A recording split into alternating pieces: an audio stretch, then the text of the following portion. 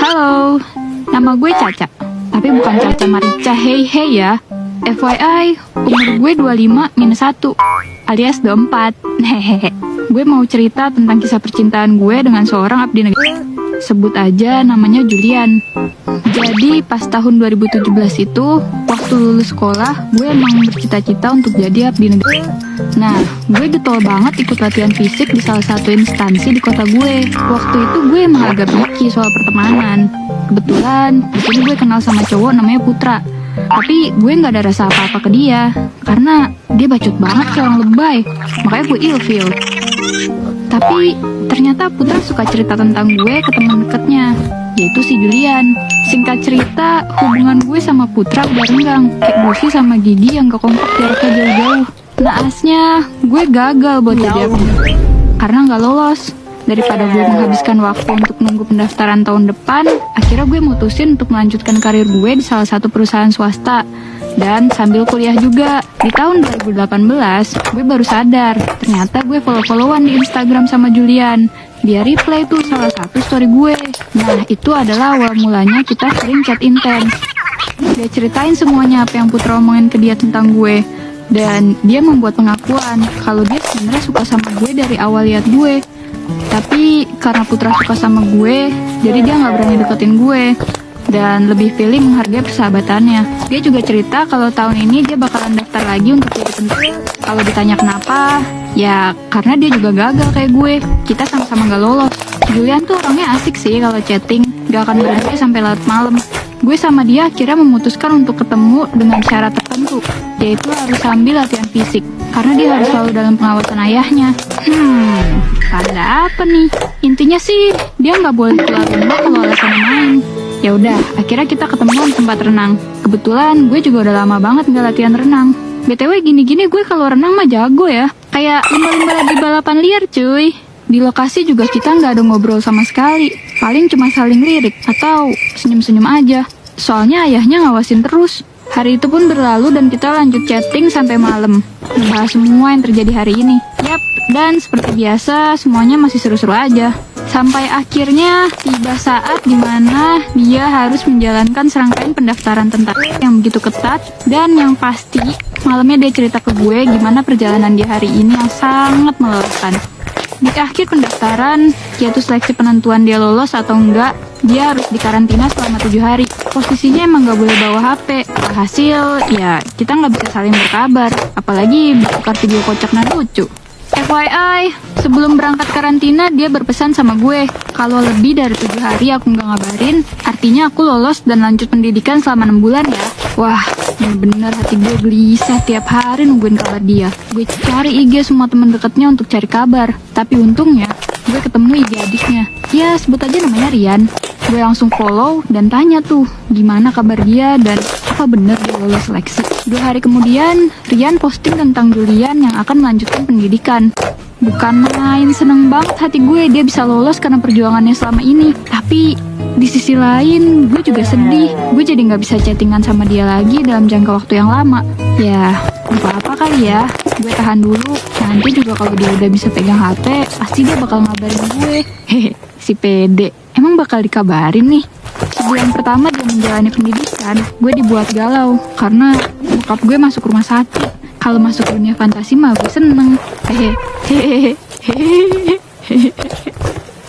Canda ya ayah. Dan entah kenapa Tuhan berkehendak lain.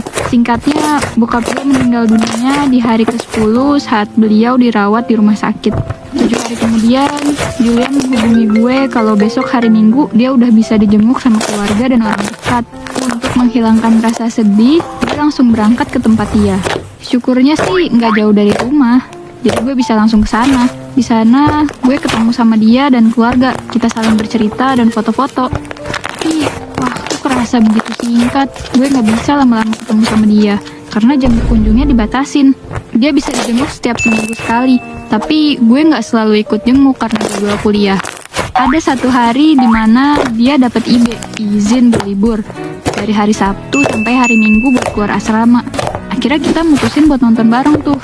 Gue jemput dia pakai motor. Terus abis nonton bioskop, gue anterin dia lagi pulang ke rumah. Itu pertama kalinya sih kita jalan bareng dan gue makin deket sama keluarganya.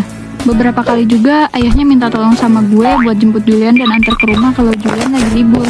Saat itu gue jadi mikir, kayak apakah ini pertanda baik? Atau malah justru sebaliknya ya? Karena yang gue tahu waktu dia tuh strict banget. Tapi udahlah ya, gue coba berpikir positif untuk saat ini.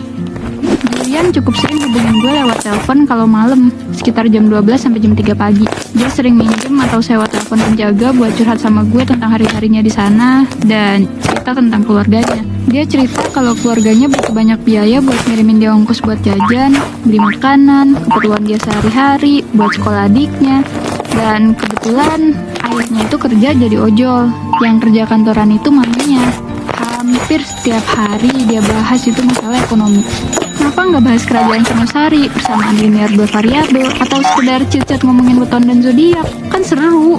Ya, jujur gue bingung dong. Sebenarnya gue kasihan sih, tapi ya gue juga nggak bisa bantu apa-apa. Secara gue kerja juga gajinya buat bayar kuliah. Gue udah nggak punya pegangan lagi. Bahkan ongkos bolak-balik kantor aja masih suka dikasih sama nyokap. Julian cerita kalau dia sering dijadikan jaminan sama ayahnya buat minjem uang ke sana sini. Dembik, kok bisa?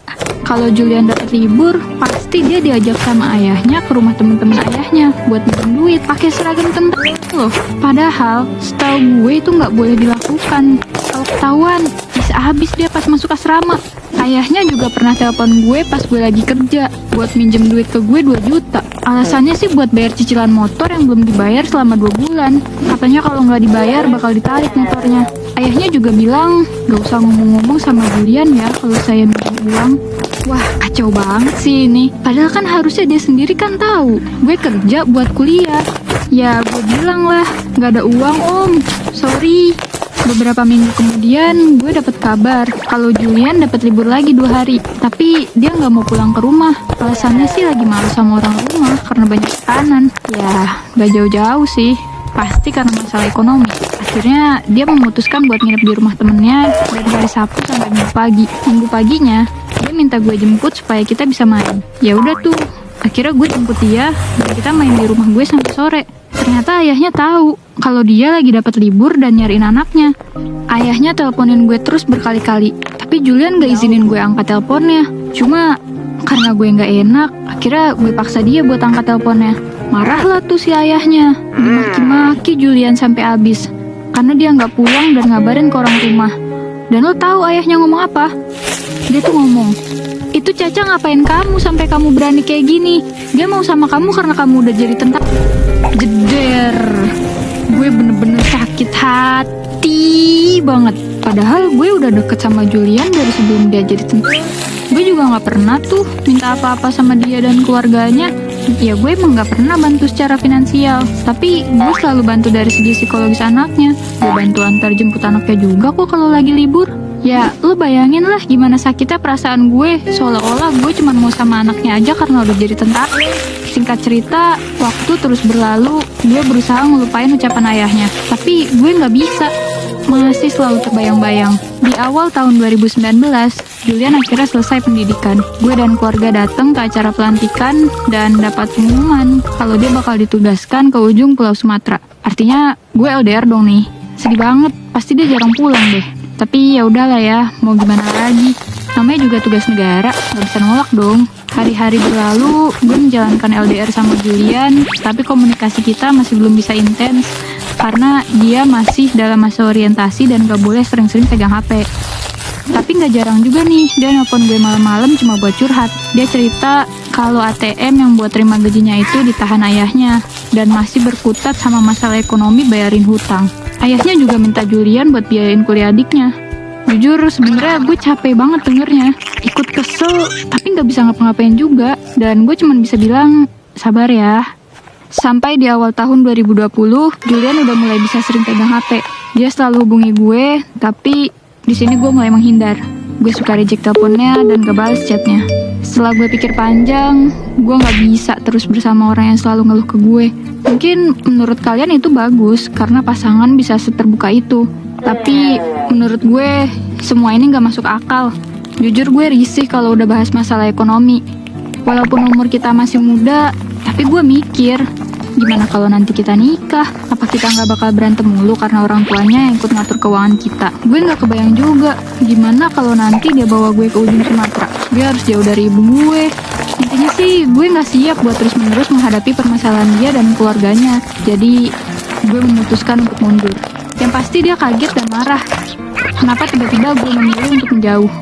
Akhirnya ya gue jelasin semua alasan gue.